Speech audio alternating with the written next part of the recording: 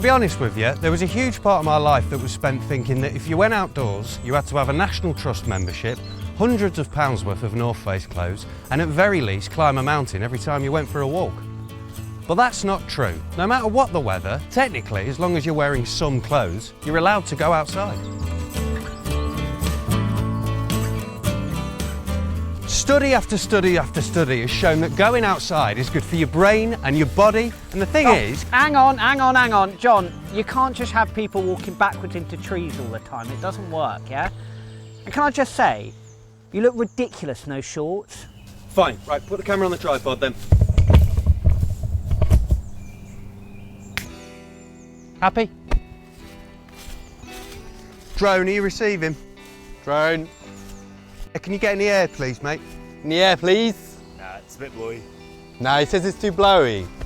Fine, just cut some archive.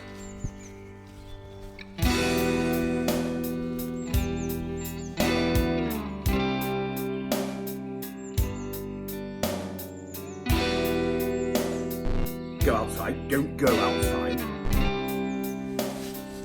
The internet is good for all sorts of things, like this.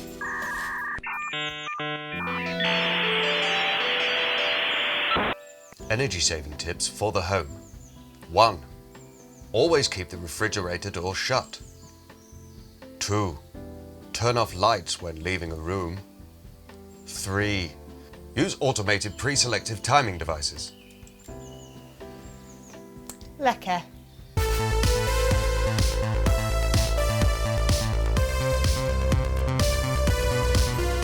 Thanks, genuinely beneficial product. But there's one thing the internet is terrible for. Touching things.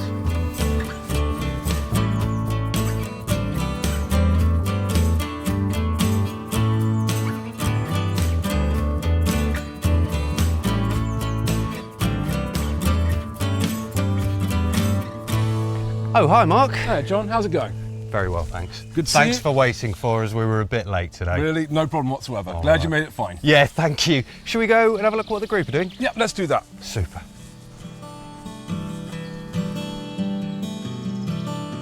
So, Mark, this is a group at Phife. Is this headquarters? This is, yeah, Thrive Trunkwell. This is where we're mostly based. We've got our main offices here. We've got lots of garden spaces, sort of our allotment field here. We've got sort of individual gardens there, glass houses, Lovely. show garden stuff. So yeah, a lot going on right now Okay. in this space. And what are the guys doing here today? Today, we've got Carly and Charlie. They're doing seed sowing with their practitioner, Julia. Hello, guys. How's it going over there? So what are we doing today, guys? What are we doing here? We're cutting down grass seed because we like to lawn mow. Okay. So you can practice the lawn mowing. I know how to do it. Yeah. Practice it. Okay. Yeah, practice the lawn mowing. Yeah. Brilliant. I'm sorry, I'm very rude. I didn't ask what your name is. My name's Carly. Carly. I'm John. Hey, John. Nice to meet you. You too. Have you been visiting with Phife for a long time? 16 years. 16 years. Fantastic. It's been going a while then, Mark. Yep. I think it's 47 years Thrive's been running. Wow. Because it's 1978, which is the same year I was born, so that makes it easy to remember. Amazing. I wouldn't have put you a day over 45. No, Thank you, just John. kidding. You're very kind. What's your favourite bit about growing things, guys? How did you get into growing grass and growing plants and things like that? I like it because it helps your mental health and things. Yeah. Oh yeah? It helps, like, to make friends and helps your well-being and stuff. Yes. Yeah, and that's because you're a part of a team, I would imagine, isn't it? That's fantastic. You see, like the kids nowadays, they're on computers and games. Games, consoles, Xbox and stuff. Yeah. On the phone. On the phone. All the time, but it's not the same as just having a chat with someone, is it? Really? No. I didn't check your name. Was it Charlie. You are Charlie. I'm confused because this is Charlie as well. So Does it's it spell it L-E-Y? No, I'm IE. L-E-Y. L-E-Y. There you go. That's how we can tell. I love that picture in my mind. You also have a nicer cap than me. Yes. What's your favourite thing that you've learned at Thrive so far? Probably growing lots of plants and lots of fruit, lots of veg and stuff. Have you grown any food that you could eat? I've grown a pumpkin this year. Nice one. Okay. How big was it? Quite big. Decent sized pumpkin. Yeah. Is that one out the front, Charlie? There's one in a wheelbarrow in the car park, which is very impressive. That's not mine. Oh. I've never grown a pumpkin, so good. You've got me beat there as well. Really appreciate that, Mark. That's Lovely all right. meeting Carly and I Charley. mean, there it is, isn't it? That's it. You're seeing that sort of in action, the therapeutic benefits, people being outdoors, gardening activities. So yeah, couldn't have said it better myself. Can me and you go and sit down and have a chat for a bit? Yeah, let's do that. All right, thanks. Thanks, John. Pleasure. Mark, hello. Hi. Thank you so much for making the time. No, thanks for coming, John. It's good to see you. Yeah, it's a real pleasure to be here. This environment is lovely. What is Thrive? What do you do here? So Thrive, we're a national charity. We provide social and therapeutic horticulture, a bit of a mouthful, across the nation. We've got 3 main sites, as I said. So it's really thinking about sort of gardening as a therapy to support people with learning disabilities, mental health needs, but a wide range of other support needs as well. So it's therapy through horticulture. Is this a new idea, or have people been doing this a while? I mean, really, if you look at the history in ancient Egyptian hieroglyphics, we can see, the idea that sort of being outside, being in walled spaces was good for mental health and well-being. Really? We can see, occupational therapy, which developed in the 1940s after the Second World War. This idea that, so again, being outside was good, not just sort of physical exercise, but also emotionally sort of recuperating and such like that. So we all, as a human race, sort of recognise the connection with nature and how it supports us through our lives as well.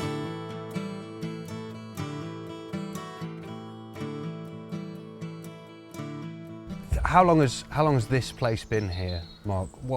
How did Thrive come to be, or what do you know about that? So Thrive's existed since 1978. There was a gentleman, Chris Underhill, who went over to Africa. He saw, I believe, sort of people with disabilities, sight impairment, doing work outside, doing agricultural, working in fields, and he thought this was something that he really wants to bring back to this country. This idea that sort of being in nature, having occupation in nature had benefit, and really wants to play on that and use that. And I think one of the things he focused on was that any small space would be of use. So he went to visit prisons, he saw residential homes where there were sort of hanging baskets or window boxes or just sort of little courtyards. He would think about sort of planting, having sort of nature or plant life there, and that sort of idea of people nurturing things and connecting with nature being of huge significance. Yeah, absolutely. And so who comes to Thrive? Not to work, but is it a volunteer thing, or how do people end up with So we have Thrive? volunteers supporting, but certainly we have client gardeners, and again a broad range of people coming along with sort of brain injury, learning disabilities, stroke survivors, people with mental health issues and such like that. So a broad range of people we meet out to. And again, social and therapeutic horticulture has this huge range of people we can sort of support, whether people are coming from refugee situations or maybe sort of people working in palliative care. This idea that sort of it is inexhaustible really who we can support, and really rather than working sometimes with the sort of specific need of that individual, it's working with that person as a person. It's being person-centred. It's realising what their focus is and what they hope to achieve, what their interests are, and sort of interlacing that with the work that we do to get the best result for them. Having them sort of have agency over the work they do, have choice, and be able to sort of feel very much like they are leading in how we sort of work with them.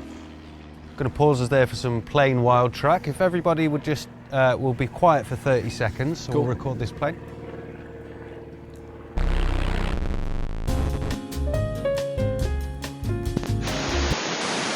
What kinds of people, what sorts of things have you seen people coming with? I want to ask about isolation, really. There's a stereotype of the world that it can be quite isolating. If you're on your phone, even if you're speaking to someone, you are still on your own there. Video games, TV, whatever it might be, all of which I do, by the way.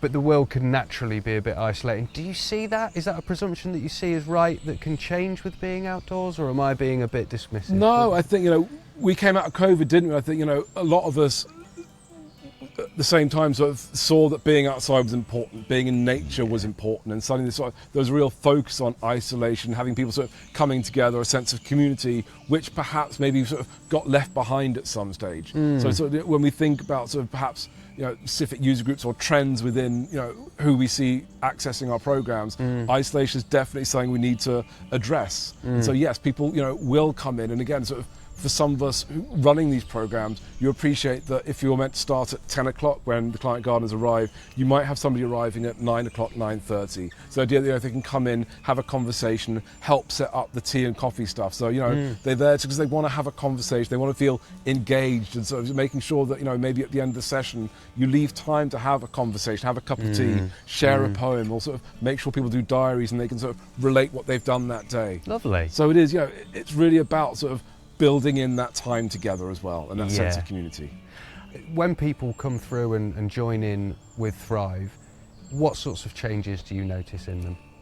I think, sort of, lots of that social change, that sense of sort of being part of a group, working alongside other people, feeling socially confident, but also a sense of huge achievement in the work that they do. And you sort of look around the garden site and you see something that looks impressive. It's somewhere that people can sort of take a huge amount of sort of sense of value in what they're doing as well. Absolutely. And I think sort of you really appreciate just how proud they should be of the work that they get done here.